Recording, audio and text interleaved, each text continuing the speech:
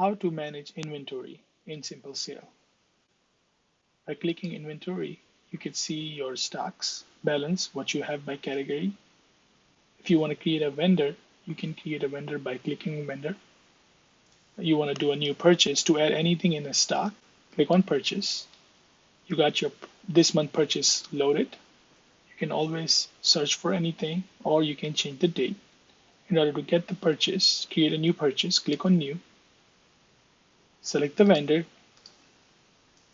date you want to purchase in, and simply type the name of the item. Purchasing for 100. Now, Smplsale, what it does when you select the item and when you put the quantity, as soon as you select the item, it will bring a unit price from the last purchase. So let's say if you have purchased this item previously for $10, it will bring the $10. In this case, yes, $10 is the price. Total is 1,000, and we add it, and the item is in bucket.